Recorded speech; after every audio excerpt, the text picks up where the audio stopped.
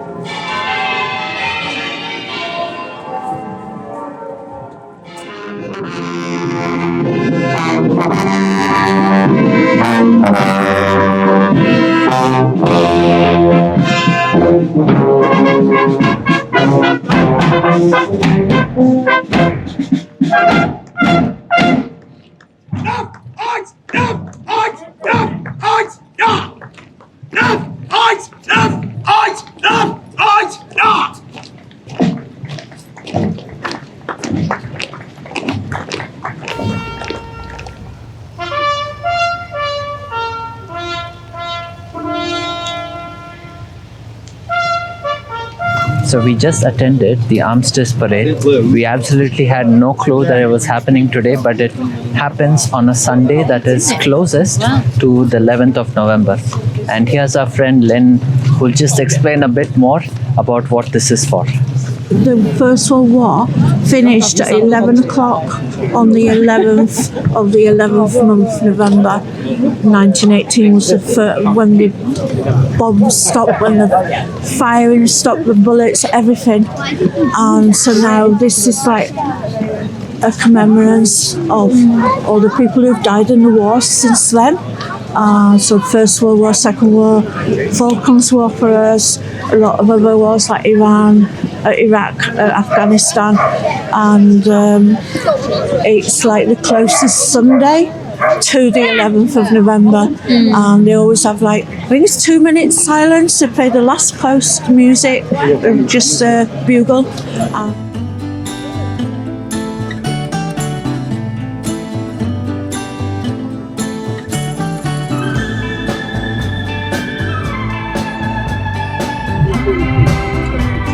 So cold on the river, isn't it?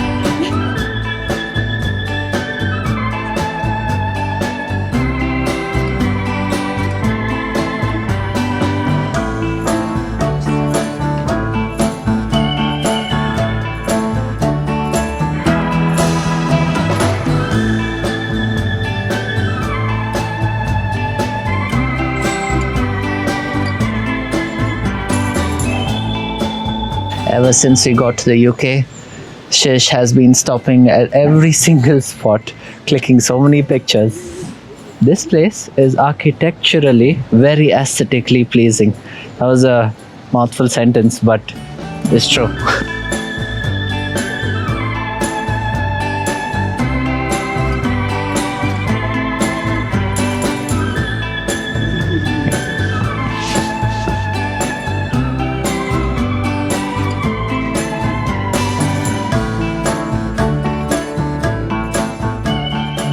And now walking on the top of the city's old walls.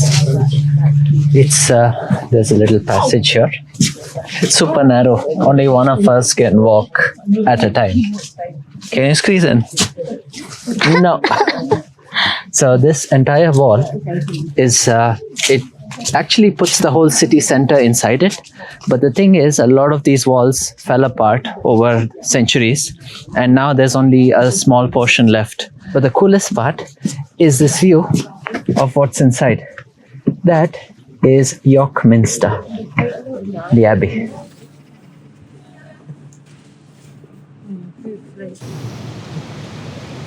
We just learned that there is a rule in York that none of the buildings can be taller than the minster. So no building in the town is taller than the church here. So that's how tall the minster is. And this is pretty much all of town. There are about 2 or 3 floors at most, like even modern buildings. You don't see anything taller than these towers.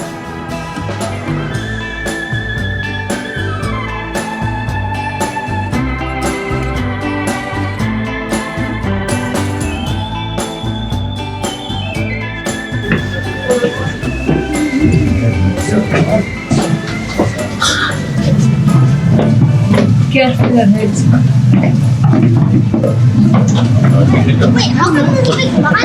Crazy.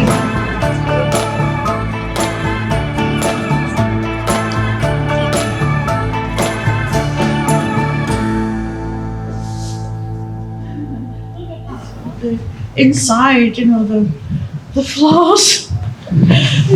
The upper floor sticks out And sometimes like from the bottom one. stairs. So apparently they used to build on the land and then begin to extend as it went up.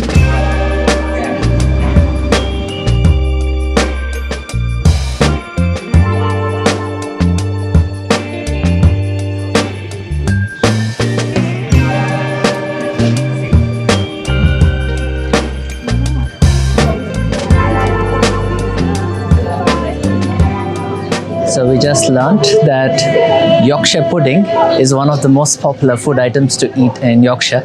So we've just discovered this little food joint that's selling Yorkshire pudding in a vegetarian form. So we're going in to get it.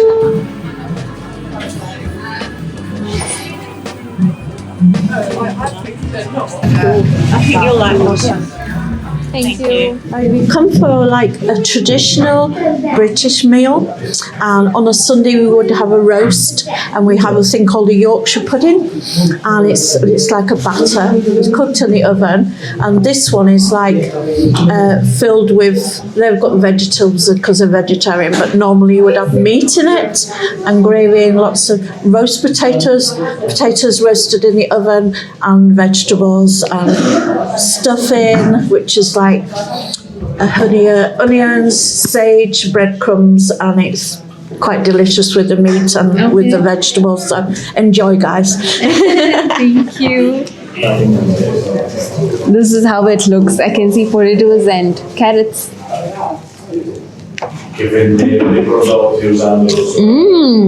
It's messy.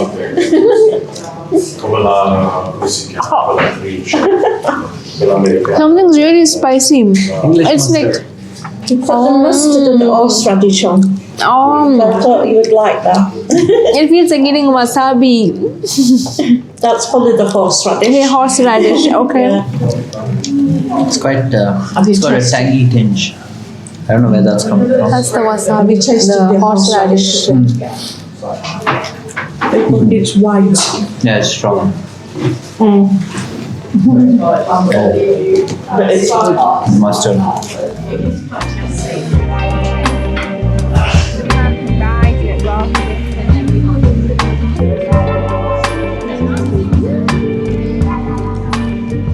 We are in this lane called Little Shambles now, and we learned that it used to be a butchery lane, right? Yeah, a lane of butchers, and they would all be doing their butchery thing, and then blood would flow right down this street. But today, it's a different scene.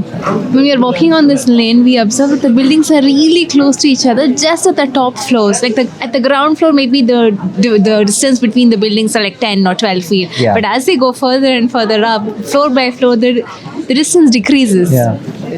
Lynn was telling us that back in the day, taxation used to be based on how much land area the building took up at the bottom, at the base. Yeah. So it didn't matter how much wider they started to encroach upon into the open space. So a lot of the buildings look exactly like this. So this is the ground floor, sticking out as the upper first floor, and then it goes further up and sticks out even more. These two buildings are so close to each other. It's crazy. So you see all these hooks here at the top. That's where they used to hang the meat. And this wide window base here, they used to keep the meat here. It used to be much more deeper in the olden days. Wow. Look how small the doors are. The doors are so small. Because people were much smaller. Yeah, of Fishes course. can go happily in there. But even there's not I much. think Even your hat can only just fit in. that's true. Right. Because there's so This street reminds me of Diagon Alley more than the one we were in London. Look at those buildings there. It's crazy. They're so old. They're from the early 1400s.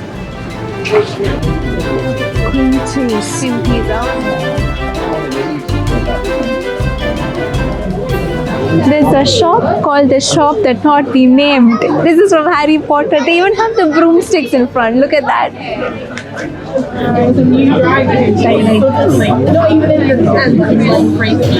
There's a Death Eater, a dragon, pastel tongue speaking snake, and the three-headed dog from the first movie, first book. Oh, the spider also is there. Crazy. There's Hedwig. That building is so crooked.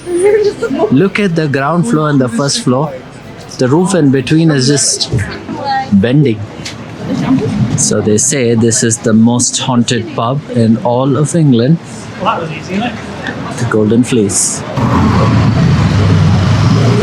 It's so hard to believe, but it's 3:30. It looks like the sun is already setting. Oh, It's man. kind of nice when the sun sets early, but on a few days when you want to explore more, you feel very sad when it's already dark so Yeah. early.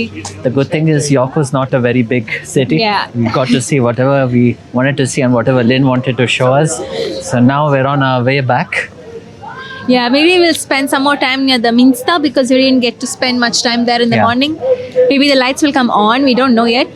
This, by the way, all these little wooden shops, these are actually being set up for Christmas. So Christmas season has already begun, and all of these shops will turn into a little line of stalls at a Christmas market within Yeah. the next few days. My favorite part of York was the Shambles Street. It That was was so good. It looked so old. It was like as if we were stepping into the early Potters. 1300s or 1400s. It was stuck in time. Yeah, it was very nice. And of course, all of York has some really interesting architecture. So we really enjoyed seeing that. A lot of people here like dogs. We see so many of them walking with dogs. Yeah. Anyways, we hope you enjoyed coming with us in this vlog. And we'll see you again in the next one. Bye.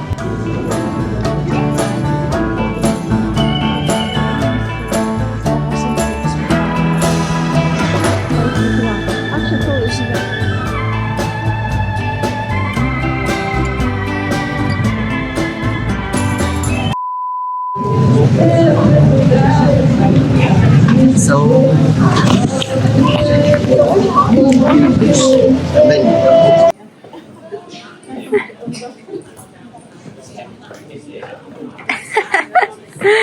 And I can just walk through.